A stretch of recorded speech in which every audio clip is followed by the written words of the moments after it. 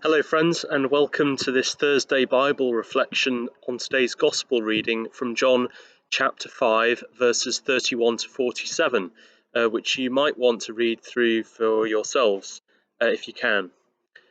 This passage is part of Jesus' lengthy defense of his authority in the face of the withering disapproval of the religious authorities for performing a healing on the Sabbath day.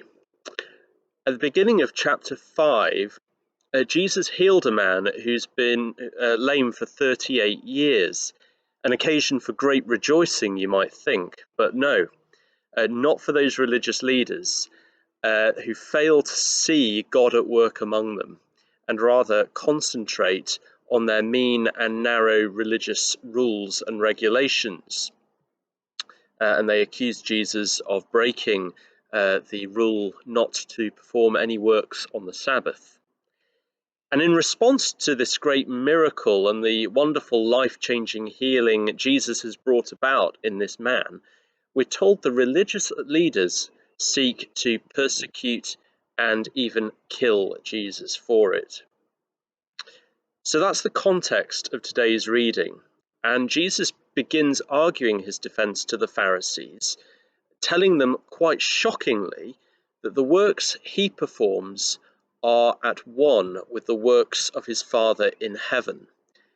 And more than that, the Father has given him authority of judgment. He argues how his works testify to the fact that he has indeed been sent by his Father and that God the Father himself is his witness. These are amazingly dangerous things he's saying to the people who would eventually conspire to have him killed. Remember, Jesus is addressing the top religious authorities in the land. He's in the Jerusalem temple. It would be like me wandering into the Vatican and telling the Pope he didn't know what he was talking about and should start listening to me. And Jesus basically starts insulting these great religious figures.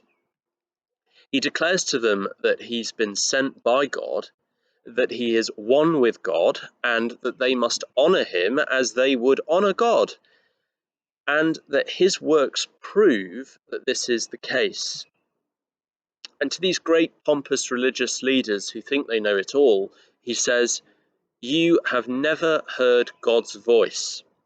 You have never seen his form, and his word finds no home in you. Why? Because you do not believe in me." Well, you can imagine what a slap in the face that would have been for them, being told by this carpenter from Nazareth that he acts with divine authority, even over the sacred rules of the Sabbath. You see, like our Sunday reading, Jesus is exposing the spiritual blindness of the religious authorities in Jerusalem. A man who was crippled for 38 years has been made well. God is at work. Yet they see in Jesus simply someone to be crushed. And Jesus even points out to them the error of their ways by pointing them to the scriptures which they know so well. And he says to them, look, you know the Old Testament scriptures, you know they contain eternal life, yet you've completely missed how they point to me. You refuse to come to me for life, he says. They have eyes, but they cannot see. Why are these religious leaders so blind? Well, Jesus tells us it's because, he says, you have no love for God in you. How can you believe, since you look to one another for approval and not God? That's an incredibly important question for each and every one of us to ask ourselves regularly. Whose approval do we seek? Man's or God's? Do we live in God's world and enjoy its blessings, only to miss out on a real living relationship with him through knowing and recognizing Jesus Christ? Do we concentrate on what will gain us the approval of the world, status, wealth, ambition, success, so much that we blind ourselves into thinking that we are masters of the universe with no need of God, and miss how he is at work among us in all sorts of ways.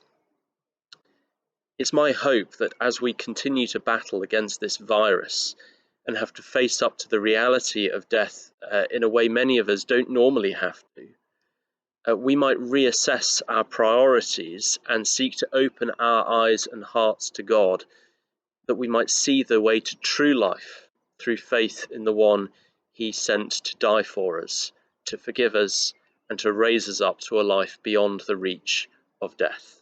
That is Jesus Christ himself. God bless you, and Amen.